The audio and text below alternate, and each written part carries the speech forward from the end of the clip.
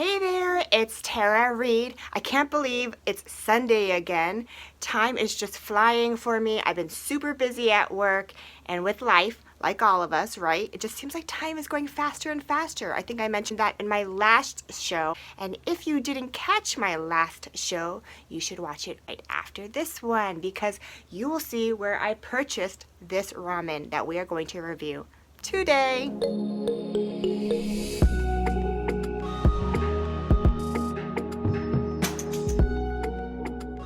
Welcome back to my show, or welcome for the first time. Please subscribe, hit that bell so you never miss a beat. Last week I picked up this ramen thinking, oh yeah, let's see another knockoff of Shin Ramen. I figured it would taste the same-ish, but with a little bit of a chicken taste. There was a red bag that said it was 2 times spicier, so I quickly chose the black one for the first time taste test. It came in 5 to a bag, and now I always check to see the serving size on a pack. 1 pack equals 1 serving, which is what I want. This is manufactured by a company called Samyang, has a clever little character named Hochi, and you can also make it in a skillet. I got my water boiling here, so I opened up the package, but not so gracefully. It comes with 2 types of packets, like almost all ramens do. If one came with less than 2 packets, I might fall over. But you will see that this one is a type of paste. It's similar to a Korean pepper paste called gochujang, and it smells like it too, with a slightly Korean barbecue scent. The second packet contains some sesame seeds and seaweed flakes and some other miscellaneous spices and dried veg. I mixed those ingredients in. I love how my stove looks hot pink right here. Since the noodle cake is square by Samyang, I broke it down to 4 smaller parts. And then I just moved those noodles around in my pot to aerate them and get them loosened. The noodles themselves looked fatter or flatter and a little bit airier, lighter in color. Can I say that? Like airier? It just looked less dense. So maybe the way Samyang makes their noodle cake is slightly different from other manufacturers. It took about 5 minutes for these noodles to cook thoroughly. Once the noodles are limp, go ahead and lower the heat and then just add a scrambled egg right into the center. Let that egg just settle in for a minute and cook, and then you're ready to eat. Okay, we're ready to taste test this. What you are about to see, I completely did not expect. I don't know why I didn't expect this, but I was completely surprised. All right, guys, let's try this soup. The noodles are really nice because they seem thicker and flatter. I don't know, just like a better noodle. Okay, here I am, totally unsuspecting, in the dark per se, having a couple of nibbles, trying it out, and then suddenly I realize it's really spicy, and this was the less spicy one, but this is probably the spiciest ramen I have ever had. Wow, I don't even know if I can eat the whole thing. I mean, like, my mouth is on fire and I haven't even had not hardly 2 bites. But does that stop me? No, because I am Korean and I owe it to you to keep trying this for this product review. Wow, it is so spicy. It's not enjoyable for me, actually. It's too spicy. It does have like a little bit of a chicken flavor, but mostly it just tastes like red hot pepper.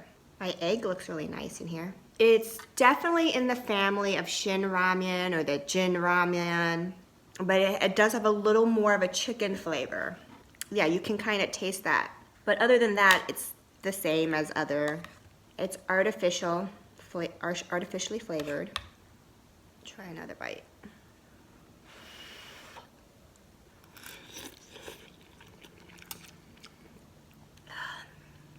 Maybe I'm just really used to the Shin Ramen and Jin Ramen flavor. It's missing that element of taste that I like. It really does have like a spicy chicken flavor. Like, did you ever have a spicy chicken soup at a Korean restaurant? It has nuances of that. So it is good. It's not my first choice. but I'll be a big girl and I'll eat my noodles. I really didn't think this purchase through. I did not suspect that this would be as hot as it was, but my first clue should have been the package and the words. Look at this.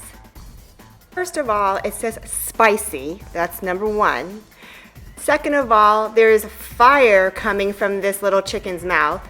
And number three, the word B-U-L is Korean for pul, which means fire. So I think they fairly warned me, but I was not paying attention. I would compare this treat to something like Red Hot Cheetos. So if you're in that group of people, then purchase this. All right, that was so extremely hot. My lips are still numb from the heat. I ate about 75% of it, and once you get the first initial burn permeated through your lips just get numb and you can shovel it in. I guess that's what people who like spicy food do. I mean, when you're a kid, you're like, oh yeah, I can get the spice, I can do this because you're just trying to prove something.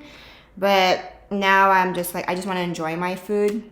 So it's not for me. If you're one of those people who really like just eating the hottest thing that you can find, can you please explain to me why? Anyway, I really like applesauce because it has no points on my diet and it cools the palate. I think my lips are, what's that word? Word is swollen, Tara, swollen. They plumped my lips. It plumps my lips. They're inflamed, so they look bigger. Don't they look bigger? Well, that's one way to get plumper lips. All right, if you really enjoy something spicy, you can find the links to my Instagram or Facebook page. Message me there with your address, and I will be glad to mail you one of these packages of BULDAK, which means fire chicken. And let me know what you think. I have 4, so 4 of you can get one. Visit my channel page, subscribe, and send me a message today. Do you need a boost? Watch this. Speaking of fire, have you ever heard that Korean people have hot tempers? I don't know if that's a blanket truth, but I have heard it more than once, and I know I have a little bit of a temper sometimes. So handle with care, you've been warned. Now, anger by definition means a strong feeling of annoyance, displeasure, or hostility. When I was feeling unchecked anger recently, I did a YouTube search for Christian ways to deal with anger. I came across Cristina Patterson of Beloved Women, and she taught me something about anger. It was a super good video, and I watched it frequently. I used to think that being angry was wrong, and you know what? Holding on to anger and letting it fester and create a bitter root in you for a long time is wrong. But the emotion of anger is not always wrong. I learned that I need to recognize it. I need to confront it and discuss it and resolve it. That was a turning point for me. And I learned that I can extinguish that irritation. And if not extinguish it, at least decrease its recurrence. Now, some things are more complex, but for the day-to-day trials, I feel that this has allowed me to have power over my emotions and my mental health. Now, when it comes to people who are persecuting us, it becomes a little more delicate. Words cannot be unsaid, and we need to consider the ramifications of our actions. So for me, it's best to pause and take advice from Jesus himself from the book of Matthew. He said, love your enemies and pray for those who persecute you. With that said, do you possibly right now have something that is troubling you? Someone who's persecuting you or annoying you? Maybe someone even made you cry today. I want to invite you to send me a message to Facebook or Instagram with your prayer request or your issue. And I want to join you in a prayer and ask Jesus to demonstrate his power by his Spirit into your circumstance. I believe with all my heart that He loves you and He wants to help you. Do that for me today. Thank you for watching my YouTube show today. If you enjoyed it, would you hit that like button and subscribe? It would mean a lot to me. I appreciate your time, and I think you are extremely valuable. I pray for your happiness and your wholeness. God bless you. Until next time. Bye.